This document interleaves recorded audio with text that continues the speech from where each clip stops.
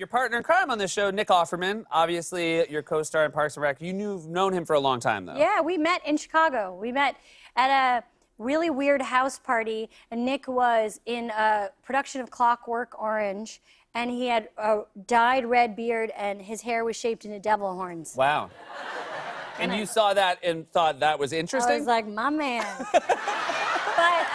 But that was during a time when, if you remember, in Chicago, there were some factions. Yeah. Because there were the improvisers and the sketch and, like, you know, stand-ups kind of in the same group, and then the Goodman Theater, Steppenwolf, like professional actors, yeah. And then the alternative theater Chicago actors, of which I think Nick was one. So everybody didn't run in the same circles. Did you feel any crossover comfort with those other circles? I felt like I could do everything they could do, and they couldn't do what I could do. Okay, gotcha. Is that bad to say out loud? That's good. Okay, but no, they were amazing, and I never went to Steppenwolf. Or did you go to? I think I went to like 3 Steppenwolf shows the entire time I was there. Yeah, I will say it was expensive. It was expensive, Yeah. but it was like Laurie Metcalf and Gary Sinise, Yeah. all these amazing actors that were there. But we were just like scraping it by. we were just throwing hot dog buns into the audience. Some basement theater. You obviously Nick is sort of famously good at building things, Yeah. and he's a craftsman. You are not. No. Does he take advantage of on the show with the fact that you know very little about crafting? Yeah, he could say pretty much anything, and I would just nod as Yeah. if I know what he. Like, there's a couple times in it that it was kind of like a little bit of a living stress stream where people would say, well, all you need to do is just plainness, and then it'll be in good shape. And I would nod as if I knew what everybody was talking about. And I would be afraid people would ask me to do it. But no, I can't make anything yet. The show's called Making It. You guys have a catchphrase that is Yeah. very inventive. Yeah. What is the catchphrase on the television show Making It? Make it! Yeah. Did you shop around for others, or did you immediately? We went to a bunch of clubs. We tried out a bunch of catchphrases. Like stand-up clubs? You Yeah. did like open mics? We did open mic stuff. We went on the road and we worked really hard. And what was great is we realized simple is better, Yeah. always. Did you have any failed ones? We didn't. Oh, really? We didn't. We just tried one and then we stuck with it. And then we could never quite say it at the same time. Oh, that was the issue. Just syncing up and saying it Do together. you guys have a slogan here on your show? We do have a slogan. It's also Make It. Yeah. I with Seth Meyers and Make it. Yeah, that's weird. Make it. Oh, it's said differently. Yeah. Make it. We try to say it in a way that they don't know if we're going to make something or they're supposed to. I like that. It's really hard to think of a catchphrase, you know, Yeah. and we didn't want to do something like, get out of here, loser, you know. Yeah. Well, it's interesting because you guys are the host of the show. You're not judges on the show. No, I don't have to do any of that tough stuff. Do you wish you? I mean, like, I will say, like, you are someone who has opinions about things. Yes. Yeah. I would never want to a creative person who, like, is very vulnerable and puts himself out there. I would never want to be the one that says, like, you know, hasta la vista, baby. Or whatever. You know, I would not want to do that. I think you could say, like, make it to the door. Because you out of here. Make it your business to get in the car and get out of here. Make a door and then leave through it.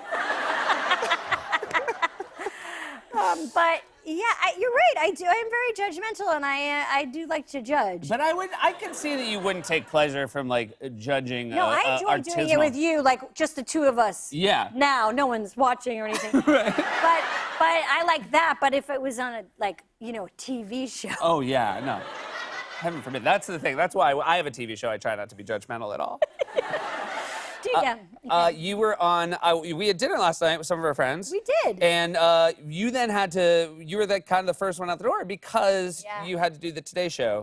I did the Today Show this morning, which was so fun. Yep. And that show is amazing. It's been it's a crazy circus. Yes. As you know. But I texted a friend of ours because this morning it was like a SNL sketch that we have probably written a million times because I was a little hungover. Not a lot of sleep. And I had to get up really early, and I had to do crafts, which I don't do. Right. With Al Roker and Hoda, and I followed a story about a giraffe getting pregnant. But it made me think about, we used to joke all the time that there would always be sketches where we would think it was really funny if it was like the local, newscasters in Tucson who were really hungover and just trying to get through the morning. Yeah. Like, good morning. Good morning, Tucson. Like, just trying not to throw up the whole time. Yeah.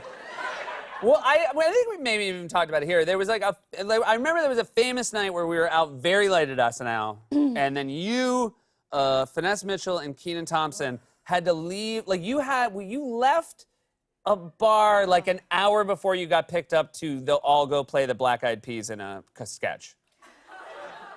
Oh, that was such a dark, dark day. Yeah. And you filmed it, and it was really exciting for the rest of us because you then all told us, like, we were so hungover and we had to dance like the Black Eyed Peas, and then we all just got to wait to watch the pre-tape. And then it was so much fun to watch because you guys all looked like really unhappy Black Eyed Peas. And Kenan Thompson was doing the funniest bit where he was pretending to take calls from himself the night before. And he was like, hello? And he was like, you want me to go home? I don't think so. And then he was doing the other side going, you gotta go home, man. You're gonna be up all night. And you're gonna be the Black Eyed Peas in the morning. He was like, nice try, buddy. How about, by the way, our friend Kenan Thompson finally got an Emmy nomination. great. Give it up for Kenan Thompson, everybody. And still an American citizen, Kenan. Yes, it's still in. No, they took it away for Horatio. Yeah. So now he's They had to doing split. They That switched makes it. sense, Yeah. that makes sense, So yeah. and that's how it works. That's Like, how look, the biz. we don't add one more person. You know what? You want to be here? You got to give us someone. A friend, preferably. A friend, ideally a friend. I love you so much. Thank you so much for being here. My Just a pleasure, delight every always, single friend. time.